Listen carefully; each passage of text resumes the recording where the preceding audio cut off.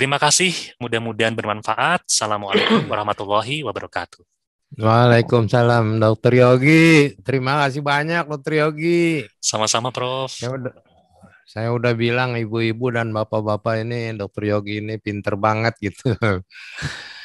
Kita lihat nih ya, pesannya jelas, bahasanya enak, wajahnya juga enak, tidak menakutkan ya. Jadi semoga pesan-pesannya ini manfaatnya banyak lah untuk ibu-ibu dan bapak-bapak yang mendengarkan ini. Sampai Amin. 500 orang nih sudah maksimum, jadi sebagian lagi di YouTube. Kita stream ke YouTube. Ya, Mudah-mudahan bermanfaat. moga-moga amal Dokter Yogi ini dibalas oleh Allah yang Maha Kuasa. Amin. Ya, kita lanjutkan aja ke pertanyaan Dokter Yogi ya. Siap, Prof. Yang udah jelas, nggak saya kasih nanya lagi ya karena udah banyak nih. Dok, ini kan vaksin tadi ditanya. Sekarang ini umur 12 ke atas ya, Dokter Yogi ya. Betul, Prof. Jadi saya yakin sekali bahwa sebentar lagi anak yang lebih kecil juga akan divaksin. Ya. Sabar sebentar ya. Cuman ada pertanyaannya ini, apakah kalau dia udah sakit mau divaksin, kenapa harus nunggu 3 bulan dulu? Baik, makasih, Prof. Jadi memang betul, sekarang di atas 12 tahun. Nah, kemudian kalau sudah pernah kena, kenapa harus nunggu 3 bulan? Karena kalau sudah pernah kena, itu kan ada antibodi yang terbentuk ya. Ada tentara yang terbentuk nih di badan. Nah, selama 3 bulan pertama, itu biasanya jumlahnya masih tinggi-tingginya. Sehingga kalau dikasih vaksin, tujuan vaksin kan sama. Biar tentaranya terbentuk nih, ya pasukan khusus. Kalau COVID-nya masuk, yang bisa ngenalin itu sudah terbentuk. Kalau di badan kita sudah ada dan jumlahnya sudah besar, maka kalau dikasih vaksin itu mubazir, nggak ada gunanya gitu. Maka memang sebaiknya ditunda setelah 3 bulan. Dengan setelah diteliti beberapa orang yang pernah terinfeksi setelah 3 bulan antibodinya sudah mulai turun. Tentaranya udah mulai sedikit. Disitulah kita latih lagi, dikasih musuh sehingga dia bisa melatih meningkatkan imunitas tentaranya banyak lagi dan bisa melawan infeksi berikutnya. Dokter Yogi, kalau ibu hamil terkena bagaimana anaknya? Kan sekarang kita menyusui tetap boleh gitu ya. Tetap boleh, Prof. Betul. Jadi Tapi kalau ada kemungkinan kena nggak? Jadi betul, kalau ibu hamil, apa namanya, kemudian melahirkan ya, Prof ya, itu tetap IMD tetap boleh, inisiasi menyusui dini tetap boleh, memberikan ASI juga tetap boleh, tapi tentu dengan protokol. Kenapa? Karena sampai sekarang belum ada bukti kalau virus ini menularkan lewat dalam kandungan gitu, menularkan di dalam kandungan. Tapi kita ketemu cukup banyak bayi-bayi yang tertular oleh ibunya setelah lahir gitu. Misalnya tadi menyusui langsung tapi nggak pakai masker, tidak menjaga protokol, maka memang beresiko. Jadi anak-anak umur berapapun bisa tertular, tapi pada bayi yang baru lahir ini tertularnya seringkali di luar kandungan setelah Hmm. dia lahir. Jadi kalau ibu-ibu memutuskan saya tetap mau IMD walaupun saya positif ya, saya tetap mau ngasih ASI eksklusif, boleh-boleh saja, tapi ingat protokolnya harus ketat. Di luar menyusui, bayinya dipisahkan, kasih jarak 2 meter, ada pengasuh lain yang ngurusin. Mungkin kita fokus nyusuin aja. Pas mau nyusuin, bersihkan semuanya, pakai masker, cuci tangan, susuin, setelah itu kasih pengasuh yang negatif gitu misalnya. Jadi nggak boleh nyusuin sambil nyanyi-nyanyi, sambil ngobrol seperti yang dianjurkan buat stimulasi anak ya. Betul, Prof. Diem, Iya, diem harus aja ya. diam aja, Prof. Karena pas ngomong itu virusnya keluar semua. Oke. Ditanya,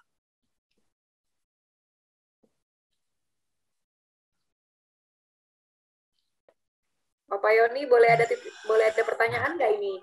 boleh. Saya Saya bacakan. bacanya rada pelan nih. Sambung aja, Ya, Tri. oke. Dari Bunda Dita nih, Dokter Yogi, untuk mencegah COVID dengan keadaan seperti ini, Dokter Yogi, nutrisi Iya. apa yang sebaiknya dikonsumsi? Misalnya makanan atau susu barangkali? Silakan. Iya, jadi kalau pencegahan tadi kan utamanya protokol kesehatan gitu ya. Kemudian untuk meningkatkan imunitas, nutrisi khusus sebenarnya tidak ada. Yang penting seimbang saja. Ada karbohidratnya, ada proteinnya, ada lemaknya, dan tetap utamanya sumber energinya pada anak kan dari karbohidrat ya. Nah, vitamin tadi yang sudah disampaikan itu boleh-boleh saja, vitamin D, vitamin C, zinc itu bisa diberikan gitu. Tapi tidak ada yang khusus. Yang penting seimbang saja gitu.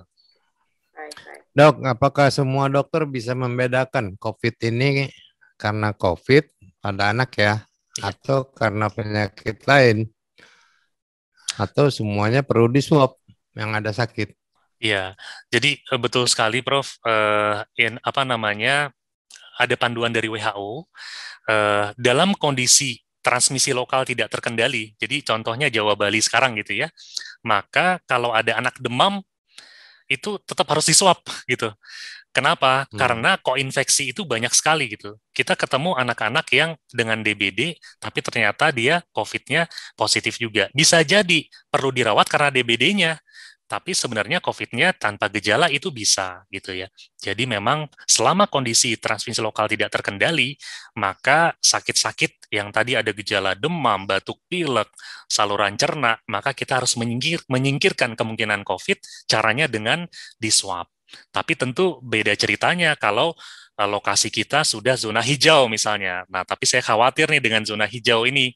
Jangan-jangan hijaunya hijau semangka ya. Luarnya hijau, dalamnya merah, gara-gara nggak dites.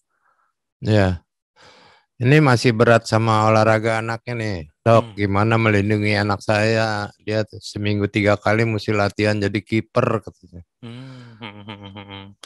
Ya, jadi mungkin mau jadi pemain bola profesional kelihatannya ya. Iya. Tetap kalau kita bicara anak ya, hak mereka yang utama adalah hak untuk hidup ya, hak untuk hidup. Kemudian hak untuk sehat ya.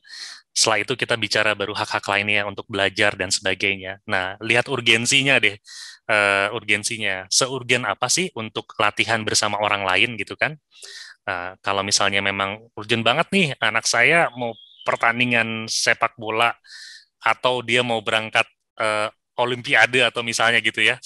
Nah, kita lihat transmisi lokalnya terkendali atau tidak ya. Transmisi lokal terkendali salah satunya dengan buka website pemerintah daerah masing-masing. Kejar Satgas daerahnya berapa positivity rate hari ini. Ya, apa itu positivity rate? Kalau hari ini yang diperiksa 100 orang, yang positif 50 orang berarti dia 50%. Kapan dibilang terkendali? Kalau dari 100 yang diperiksa, yang positif 5 orang. Nah, itu baru dibilang terkendali. Dan di Indonesia belum ada daerah yang terkendali. Nah, kalau tetap kekeh juga anaknya nggak bisa dibilangin tetap, nah berarti kita harus bekalin dia dengan senjatanya tadi, protokol kesehatan ya, dengan nggak boleh lepas masker sama sekali ya. Mau makan mau minum gimana? Ya di rumah atau di mobil gitu ya. Jadi jangan bareng sama orang lain. Tidak boleh melepas masker sama sekali di hadapan orang lain gitu. Tetap jaga jarak ya. Kalau kiper mungkin latihannya masih lebih aman karena kan jauh ya. Beda sama yang main bola bareng-bareng tempel-tempelan gitu ya. Nah, kan jaga jarak tuh. Pastikan tidak ada kerumunan di situ ya. Jadi kalau semua itu bisa dikerjakan dan ventilasi alamiah, jangan pula mainnya di dalam ruangan tertutup. Kan banyak sekarang ya area-area futsal dengan AC dan sebagainya. Pastikan ventilasi alamiah. Nah, semua protokol itu dikerjakan, ya mudah-mudahan bisa terhindari. Pak Yoni Kalau mau saya bilang dulu sih nggak? bapaknya aja yang nendang bola. Iya, di rumah aja Prof ya, di halaman rumah. Iya, main sama bapaknya aja. Main sama bapaknya. Pak Yoni mau Ini raise Dr. hand Yogi. Hah? Mau ada yang raise hand nggak? Ini ada yang sudah siap kayaknya. Boleh. Ntar dulu, ini banyak banget pertanyaan nih, kalau raise hand habis waktunya. Oke, nanti jangan lupa disebutkan namanya ya Pak Yoni, karena nanti akan dipilih penanya terbaik. Ya, ini ada yang biasa nih, kalau orang kita jelasin kan dia bilang efek sampingnya ada apa enggak, aman apa enggak gitu ya. Ini Mbak Abdi Pratama nih menanya, malah anak saya 3 tahun susah pakai masker, terus dikasih hand sanitizer tiap hari itu aman apa enggak katanya. Oke. Nih, Ya, makasih Prof. Jadi Pak Abdi, jadi memang apa namanya, anak itu peniru ulung. Jadi kalau kita mau ngajarin anak kita pakai masker, pastikan kita dulu yang pakai masker. Ya, kalau kita sudah mencontohkan, mereka akan menirukan, gitu. Sesederhana itu. Saya waktu di awal-awal tuh strict banget pakai masker, gitu ya. Nah, terus belakangan, kalau di rumah, belakangan seperti sekarang di rumah, saya nggak pakai masker. Keluar rumah, kadang suka kelupaan. Anak saya yang 3 tahun suka ingetin, Pak, maskernya mana gitu. Ya, sekedar keluar rumah aja dia ngingetin pakai masker. Karena sudah terinternalisasi gitu akhirnya. Jadi, contohkan dulu, contohkan dulu. Kalau kita tidak contohkan, kita tidak walk the talk, itu nggak akan dikerjakan gitu. Kemudian aman atau tidak? Aman, insya Allah ya. Ya itu, tenaga kesehatan Pak, itu kalau di rumah sakit pakai maskernya bisa 8 jam, 12 jam nggak dilepas-lepas gitu. Alhamdulillah sampai cuci tangan juga sanitizer-nya terus-terusan ya. terus-terusan ya, betul, terus-terusan Asal ya. jangan diminum aja tuh 1 botol. Nah, itu yang penting itu, jangan sampai hand sanitizer-nya terus diminum gitu ya. Insya Allah Ya. aman. Ini biasalah kita nggak usah jawab nih apakah berbahaya vaksin diberikan pada anak. Ya udah kalau udah haruskan dibolehkan ya pasti bahayanya kurang dibandingkan manfaatnya lah menurut aja. Ini ada yang dulu paradigma juga nih, dicuci hidungnya dengan NaCl. Dulu rame tuh. Saya sendiri sempat beli NaCl 3%. Terus apakah anak yang OTG harus dapat antibiotik? Kan bisa resisten. Penanya dari Widi, dari Tasik. Baik, Wah, jadi Tasik lagi hebat nih. betul di Jawa Barat lagi ya sama sih Prof, Jakarta juga ya. Jadi pertama tentang cuci hidung, cuci hidung. Ya, cuci hidung sebenarnya dianjurkan dengan NaCl 0,9%, Prof. Kalau 3% itu kan dia pekat sekali ya. Jadi takutnya bisa apa namanya mengiritasi. Tapi 0,9% itu cukup aman.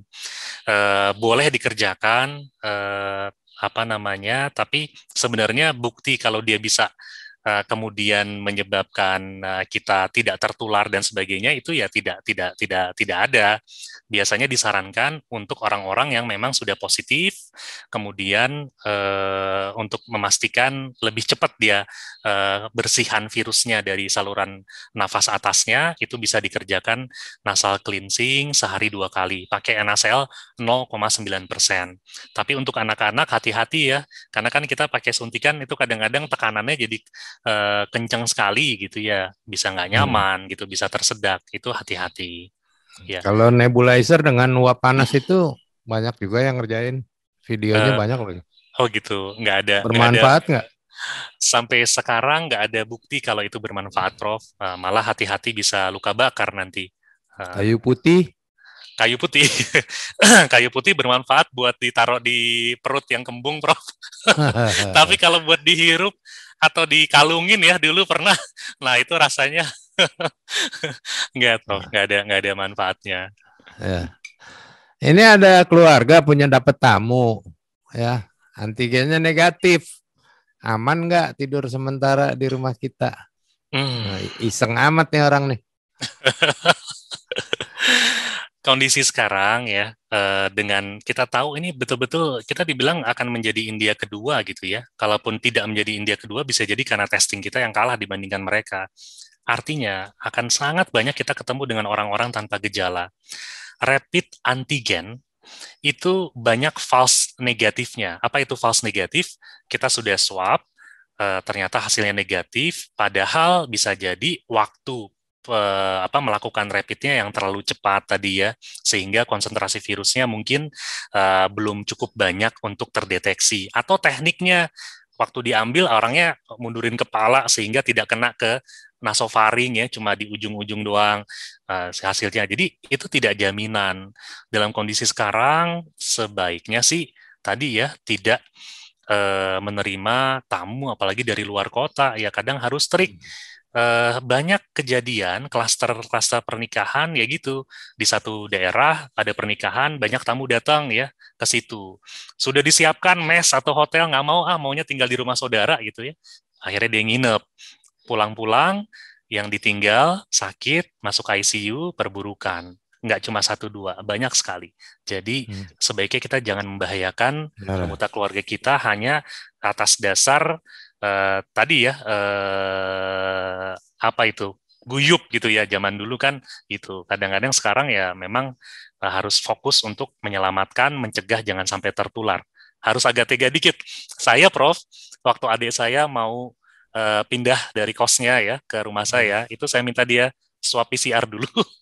Setelah itu sampai di rumah saya isolasi mandiri dulu dia selama 14 hari. Termasuk anak saya waktu balik dari boarding school, 14 hari dia harus di kamar, walaupun misalnya nggak ada gejala sama sekali. Tetap kita harus ekstra hati-hati. Ya. Pokoknya jangan terima orang luar lah. Betul. Ya, nggak boleh. Ini Ibu tanya lagi nih, vitamin D baik nggak dikonsumsi tiap hari? Apa dijemur aja? Saya pengalaman dengan pasien-pasien yang gangguan neurologis itu ya, 80% itu kurang vitamin D-nya.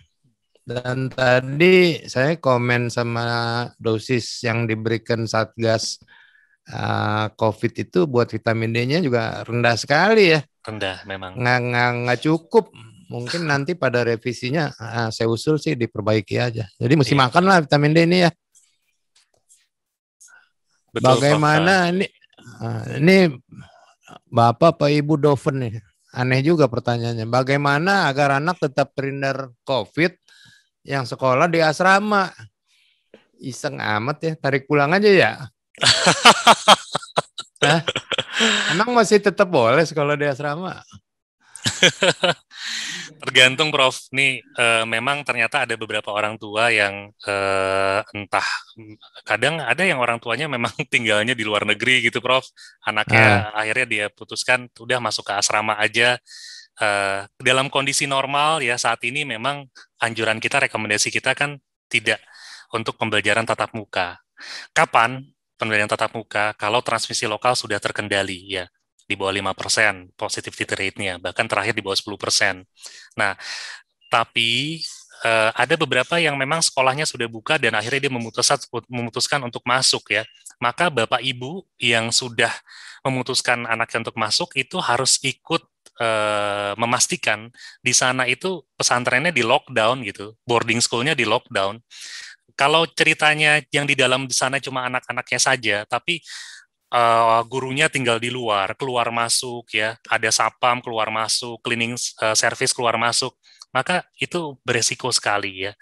Tapi kalau betul-betul semua anggota, pengasuh, asrama, guru atau ustadznya tinggalnya bareng di dalam situ, lockdown mungkin masih mungkin gitu ya. Jadi beberapa yang lucunya gini, Prof, pada saat sekarang nggak boleh tatap muka, minta masuk. Kemudian setelah masuk ke dalam pesantren, kangen pengen ketemu gitu. Begitu kita sudah memutuskan anak kita dikirim ke boarding school, jangan sekali-sekali kita datang mengunjungi, karena bisa jadi kita tanpa gejala nularin anaknya, nularin teman-temannya. Jadi banyak yang harus dipikirkan. Tapi paling aman memang tadi Prof bilang tarik aja pulang ke rumah gitu.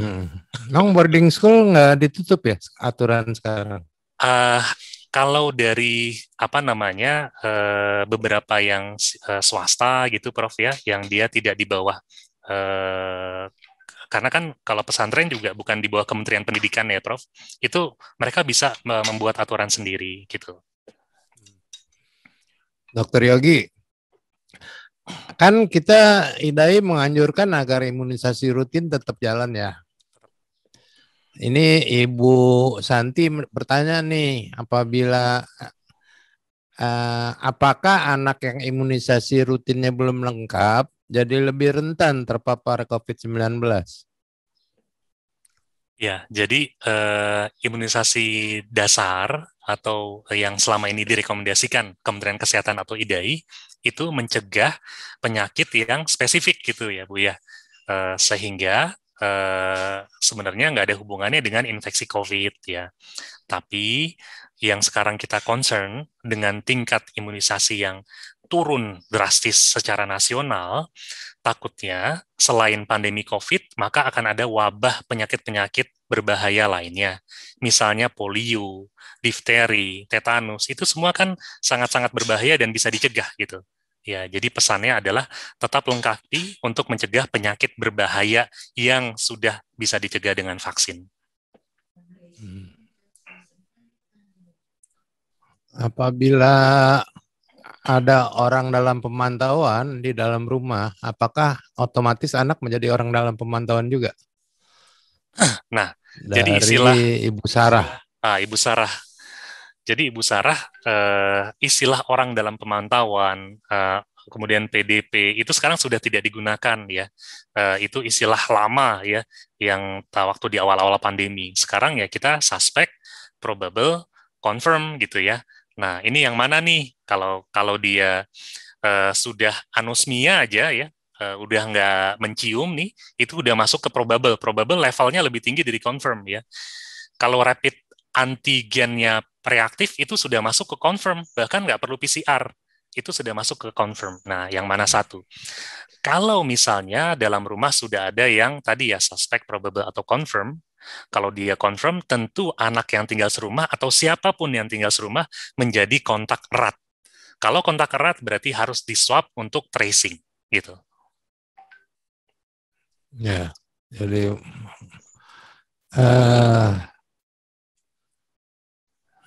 tadi apa yang susah dia? Pak Yoni boleh masuk nggak? Ada pertanyaan Boleh. di Instagram, boleh ya? Ya.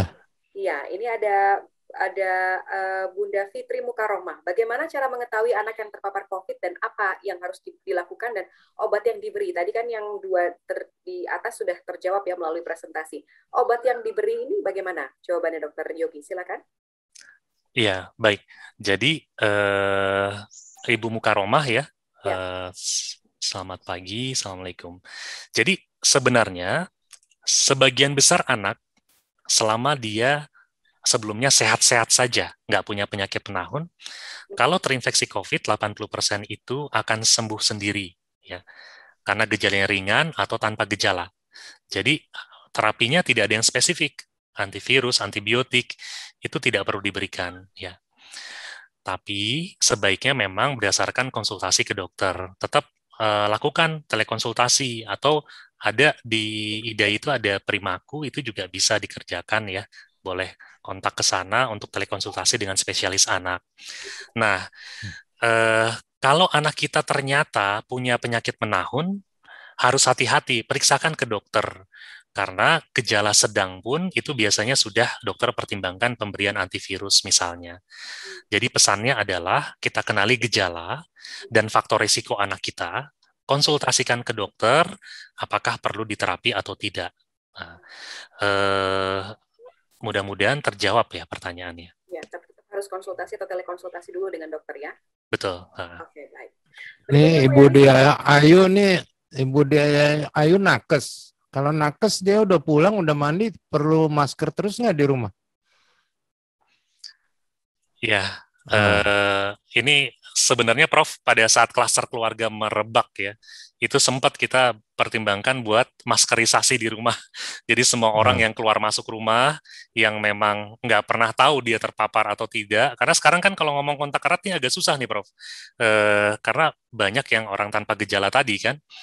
Jadi kalau misalnya memang pekerjaan kita berisiko, hari-hari ketemu dengan banyak orang yang tadi resiko untuk terpapar, maka ya mungkin di rumah kita pakai masker ya. Apalagi tadi buat tenaga kesehatan yang bekerja di pusat-pusat layanan rujukan COVID ya, kan kita swab rutin pun tidak tiap hari ya, karena swab negatif itu artinya ya hari itu aja kita, saat itu saja kita negatif.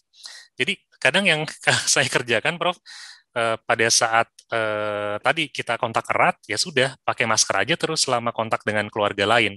Begitu kita di swab hasilnya negatif, kita tanpa gejala, nah itu puas-puasin deh kalau mau deket-deket sama anak, main, ngobrol sama anak.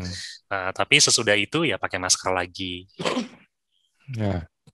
Jadi kalau memang berisiko begitu bahwa dia positif, pakai masker ya di rumah ya. Pakai masker, Prof. Dokter Yogi, banyak pertanyaan nih tentang ASI nih. Yang ASI. pertama, apakah ASI bisa mencegah COVID? Nomor 2, apakah ASI bisa membantu penyembuhan COVID pada anak? Baik, Prof. Terima kasih. Jadi ASI bisa mencegah COVID. Ini saya khawatir nih dengan informasi-informasi seperti ini. Ingat yang susu beruang ya, Prof ya. Dibilang bisa mencegah COVID, langsung berbondong-bondong. Ini kalau dibilang ASI bisa mencegah COVID, ya apa jadinya ini? Jadi tidak ada bukti ya kalau ASI bisa mencegah COVID ya. Tapi memang ASI adalah nutrisi terbaik untuk bayi, terutama kan di bawah 6 bulan. Jadi walaupun tadi ibunya positif, selama ibunya itu masih sehat, masih kuat buat menyusui, tetap boleh menyusui langsung. Ya, maaf, Prof, pertanyaan kedua apa, Prof ya? Bisa mencegah nggak? Kalau mencegah tidak, Prof. Bisa mengobati nggak? Bisa mengobati nggak? Untuk mengobati juga tidak. Itu hanya sebagai nutrisi saja. Jadi makan biasa ya? Iya, Prof. Ini pertanyaan ratusan nih, Dokter Yogi. Ini saya pilihin aja. Siap, Prof. Boleh Indri mau ngomong? Oke, dari Instagram lagi ya, @rita_snjy. Apa imunisasi PCV dan influenza ini bisa meminimalisir anak dari paparan COVID-19, Dokter Yogi? Silakan. Baik, imunisasi influenza itu untuk mencegah terhadap virus influenza, gitu ya.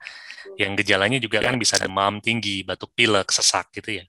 Kemudian imunisasi PCV itu buat mencegah terhadap invasif pneumococcal disease atau penyakit-penyakit yang disebabkan oleh kuman pneumococcus ya, yang gejalanya bahkan lebih luas lagi, bisa sampai radang otak, infeksi telinga, infeksi paru gitu ya. Jadi itu adalah vaksin yang spesifik untuk masing-masing kelompok penyakit yang berbahaya yang bisa dicegah. Tapi kalau untuk vaksin COVID, ya sekarang sudah ada vaksin COVID untuk anak di Indonesia yang disarankan adalah Sinovac untuk anak 12-17 tahun. Kita gunakan itu. Dokter Yogi, ini Ibu Dia dari Jogja nih. Salah satu anggota keluarga positif. Anak umur 2 tahun bersin-bersin. Di swab PCR di hari yang sama dengan yang sekeluarga. Tapi negatif semua. Perlukah swab ulang? Ataukah perlu diperlakukan seperti anak yang positif? Iya. Jadi, sejak kita kontak erat, sampai kemudian hasil swabnya positif, itu ada yang bilang mungkin antara 3-5 hari. Jadi kalau misalnya langsung saat itu juga kita swab, mungkin sekali baru masuk ke masa inkubasi. Jadi virusnya baru masuk, belum ada gejala, belum menimbulkan hasil yang positif karena konsentrasinya masih sedikit gitu ya. Jadi sarannya, apalagi kalau masih kontak erat, maka kita bisa ulang 3 hari sampai 5 hari kemudian. Kalau tadi kita curiga dia masih di masa inkubasi, apalagi sekarang sudah bergejala ya, ada bersin-bersin, maka lebih aman kalau kita perlakukan sebagai anak yang positif. Ya. Tadi mau nanya apa jadi lupa tuh. Pak Yogi, boleh nggak yang raise hand? Dokter Yogi, karena sekarang anak-anak banyak di rumah ya. Kalau waktu kita dulu praktek jadi dokter anak kan paling banyak pasien batuk, pilek, mencret, panas. Sekarang berkurang nggak tuh ya anak-anak yang begitu? Karena Betul, dia di rumah aja. Betul, Prof. Jadi sekarang anak-anak yang sakit batuk pilek mencret itu jauh berkurang. Penyebabnya bisa macam-macam, Prof ya. Mungkin karena lebih bersih ya di rumah, nggak dibawa kemana-mana. Iya. Atau yang kedua ya orang tuanya takut bawa ke dokter, Prof. Nah ini yang kita. Dulu kan semua pasien batuk pilek mencret. Betul. Ayo Indri, apa Indri? Boleh yang raise hand nggak, Prof? Hah? Boleh yang raise hand nggak? Boleh. Ya? Boleh ya. Kita coba dulu. Ada Bunda Maulida. Selamat siang, Bunda Maulida. Ada di kota mana? Ya. Selamat siang, Bunda. Ada di kota Depok. Mana? Di mana? Depok. Oke, silakan. Ya, mau bertanya. Ini kan kalau misalnya lagi pandemi begini, kalau untuk anak saya kan pakai ABD, ya kan? Terus dia punya riwayat sindrom nefrotik. Nah, jadi kalau misalnya untuk sekolah tatap muka ini pasti kan tidak akan bisa. Nah, itu bagaimana caranya kalau misalnya dia untuk bersekolah nantinya? Sedangkan TW-nya itu sedang off dulu karena kan lagi ngobatin kemoterapinya kan sampai 7 kali. Selain sindrom nefrotik ada kemo untuk apa ya, Bu? Ya, jadi pengobatannya dengan cara kemoterapi dari dokter spesialis subginjalnya. Oh, sindrom nefrotiknya yang resisten steroid berarti ya. Jadi dapat obat-obatan kemo berat ya, Bu ya? Iya. Iya. Jadinya kan mau memulai tatap muka, maksudnya mau memulai sekolah, tapi kan bingung untuk tatap mukanya. Karena kan dia pakai ABD, terus belum bisa ngomong juga. Paling kita pakai dengan cara tangan, ataupun dia masih memahami bahasa bibir gitu kan. Karena kan dia juga harusnya memang terapi. Nah, lagi pandemi gini, semenjak dia Fatmawati untuk kontrol yang ginjalnya, jadi saya offin dulu gitu kan. Sedangkan harus ke dokter sarafnya pun dari ginjalnya kemarin bilang untuk stop dulu karena memang lagi tinggi banget gejalanya anak gitu kan. Sedangkan dia itu punya riwayat TB juga dulunya. Jadi udah diobatin di RSCM juga udah sampai 6 bulan. Dan makanya ini sangat-sangat bingung bagaimana caranya untuk anak bersekolah gitu. Ya. Silakan Dokter Yogi. Terima kasih. Baik. Terima kasih banyak. Terima kasih Ibu Maulida. Sebelumnya saya salut ya dengan orang tua yang dengan anak-anak spesial ini ya. Nah, mungkin nanti saya butuh bantuan Prof. Iwon ini tentang terapinya, Prof. Tapi secara prinsip gini, Bu. Anak ibu tadi ya dengan sindrom nefrotik ya, yang resisten steroid ya, artinya dia sudah mendapatkan pengobatan yang juga akan melumpuhkan sistem imunnya ya. Nah, dan ada resiko juga mengalami gagal ginjal ya. Nah, anak-anak dengan gagal ginjal dengan gangguan sistem imun itu kalau terinfeksi COVID itu luar biasa, Bu. Perburukannya bisa jauh lebih hebat dibandingkan anak-anak yang sebelumnya sehat-sehat saja. Artinya apa? Artinya saya sepakat sekali dengan dokternya tadi ya, yang dicegah jangan ke rumah sakit dulu deh Bu, gitu kan ya. Apalagi Fatmawati sekarang kan rumah sakit vertikal udah dijadikan COVID semua gitu kan.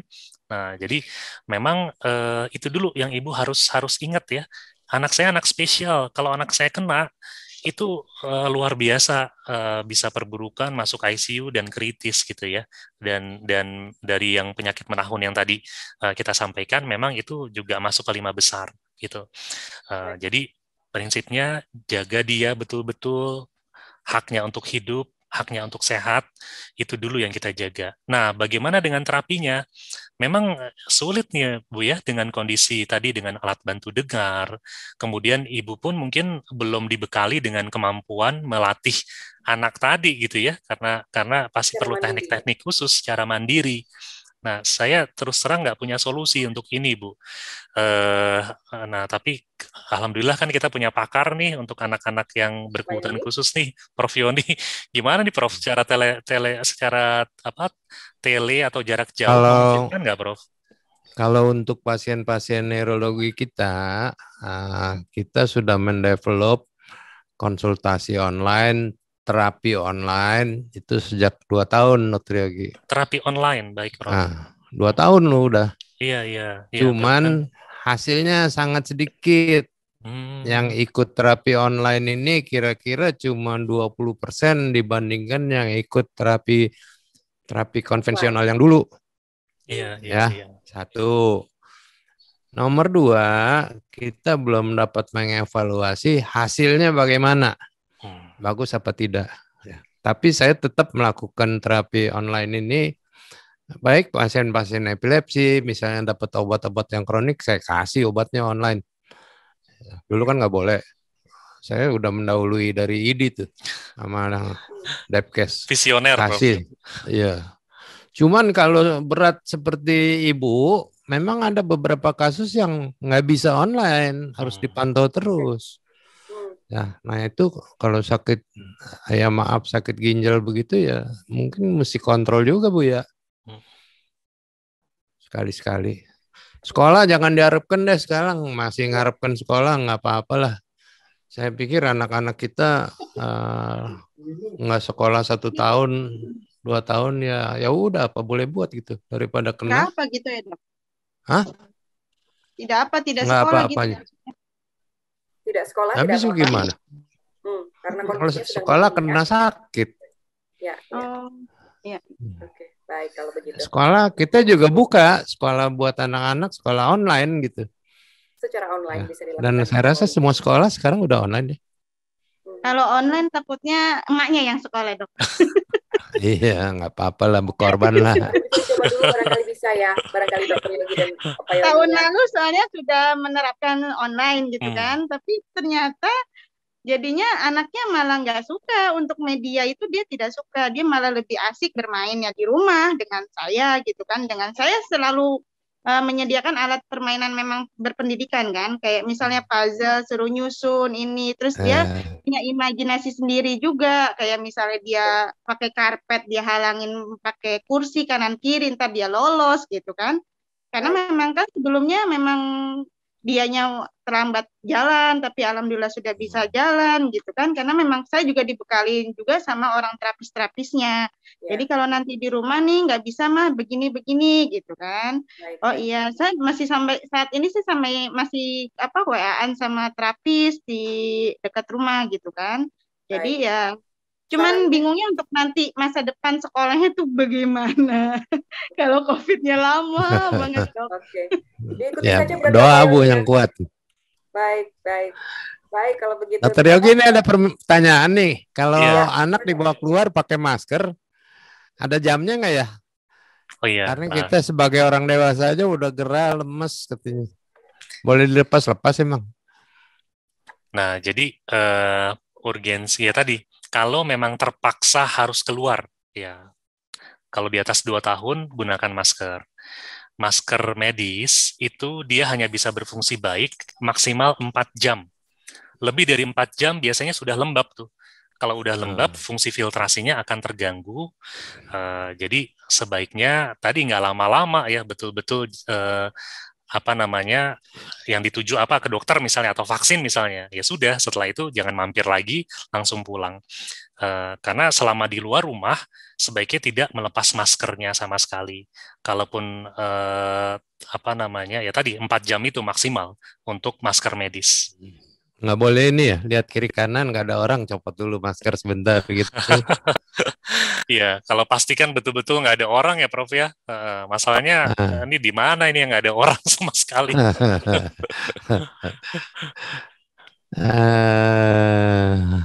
Pak Yoni boleh pertanyaan nggak? Belanja sayuran mesti dicuci nggak? Sayuran, kayaknya di luar pandemi pun sayuran kita cuci ya Prof. Tetap kita cuci. Harus cuci. Risiko kita baca terakhir dulu saya nih ya, setiap beli makanan online saya jemur dulu nih, sampai ada kelupaan itu mentega dijemur jadi encer, nggak bisa jadi mentega lagi. Tapi belakangan ini ada berita bahwa bahwa penularan lewat makanan yang kita beli online itu sangat kecil. Jadi mesti diapain nih? Kita jemur dulu nggak? Iya, jadi memang betul Prof, permukaan itu sebenarnya resiko buat menularnya itu kecil, tapi bukan berarti tidak ada gitu. Jadi kalau harus dijemur, harus disemprot-semprot, nggak seperti itu juga sih Prof gitu ya. Paling tidak cuci tangan sebelum dan sesudah, kan dia pasti dalam bungkusan kan Prof, dalam kantung ya. Nah itu kantung sebelum kita pegang dan sesudah pegang kantungnya ya kita cuci tangan, kantungnya dibuang gitu, jangan digunakan lagi. Yang di dalamnya kan insya Allah cukup aman gitu. Tapi kalau sampai harus dijemur atau disemprot, takutnya malah ini Prof ya, disemprot alkohol makanannya rusak nanti. Ini Ibu Yulianti ini dia 2 minggu ada gejala, anak-anak juga demam, terus kita langsung isoman tapi tidak PCR. Nah, udah 2 minggu nih, bingung dia. Gimana? Iya, jadi Nggak kalau di PCR. kalau asumsinya ibu dan anak-anak ini positif ya, karena mungkin tetangganya juga positif gitu atau ada kontak erat. Hitung saja dari waktu gejalanya pertama kali. Kalau memang mau kan menghentikan isolasi mandiri bisa dua. Yang pertama dengan pendekatan gejala, yang kedua dengan pendekatan lab. Kalau mau pakai Ah, pendekatan lab, paling cepat PCR itu hari ke-10 dari gejala pertama kali muncul gitu. Kalau mau pakai pendekatan gejala, itu minimal isolasi mandiri itu 10 hari ditambah 3 hari bebas gejala. Gitu. Ya oke. total-total 14 harian itu. Kalau dia nggak masuk rumah sakit ya pasti dia baik ya setelah 2 minggu ya. Iya, iya betul, Bro. Oke. Dok, kalau naik mobil kacanya mesti buka nggak? Ini Ya, nggak ada yang sakit, nggak ada cuman yang sakit. dibuka nggak kacanya? Iya, jadi prinsipnya ruangan tertutup, sirkulasi tertutup itu beresiko. Kalau kita nyetir sendiri, ya nggak masalah kan gitu ya. Tapi begitu Hmm. kita disupirin ya, atau ada orang lain di dalam mobil berbagi, maka memang itu akan beresiko. Pastikan semua yang di dalam mobil pakai masker. Sekarang kan ada HEPA portable tuh. Kalau punya kelebihan rezeki boleh dipasang HEPA portable.